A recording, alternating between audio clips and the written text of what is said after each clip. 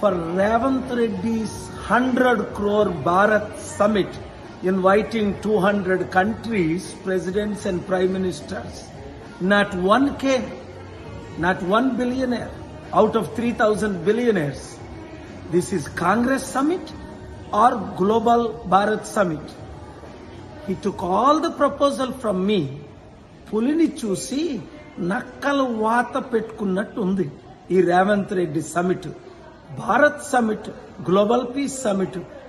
నేను global peace summit పెడతానంటే ఒప్పుకొని billionaires ని, ప్రెసిడెంట్ ని, ప్రైమ్ మినిస్టర్ ని తీసుకొద్దామని ఈ మధ్యన సల్మాన్ ఖుర్షీద్ కూడా నన్ను ఢిల్లీలో హోటల్లో కలిశారు. ఏమైంది? ఒక్క ప్రెసిడెంట్ వచ్చాడా? ఒక్క ప్రైమ్ మినిస్టర్ వచ్చాడా? ఒక్క గ్లోబల్ సెలబ్రిటీ వచ్చాడా? 3,000 మంది బిలియనీర్లో ఒక్క బిలియనీర్ వచ్చాడా? ఒక్క కంపెనీ వచ్చిందా? అంటే వీళ్ళు కాంగ్రెస్ షో చేసుకోవడం. కాంగ్రెస్ సమిట్ అని పెట్టుకొని కొలంబియా నుంచట, అర్జెంటీనా నుంచట ఎప్పుడో ఫార్మర్ మినిస్టర్. ఎంత సిగ్గుచేటు! రాష్ట్రాన్ని సర్వనాశనం చేసి దేశాన్ని సర్వనాశనం చేసేసిన సమిట్ ఇది, ఈ భారత్ సమిట్. పేరుకి భారత్, ఒక్కడ భరతుడు రాలేదు. ఇప్పటికైనా రేవంత్ రెడ్డి బుద్ధి తెచ్చుకుంటే ఇక్కడ టర్కీలో ఎలాంటి సమిట్ పెట్టావు? ప్రపంచ దేశాల్లో ఎలాంటి సమిట్లు పెడుతున్నావు?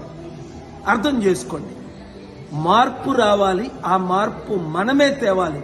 ఉగ్రవాదులు జమ్మూ కాశ్మీర్లో ఎంత ఘోరంగా నువ్వు హిందూ చంపడిశారు. కనుక శాంతి రావాలన్నా, గ్లోబల్ పీస్ రావాలన్నా, ఇన్వెస్ట్మెంట్స్ రావాలన్నా పాలన రావాలి, పాలన మారాలి. మీ అందరూ కమిటీలు వేయాలి. Thank you very much. ఈ వీడియో అందరికీ షేర్ చేయండి. God bless you.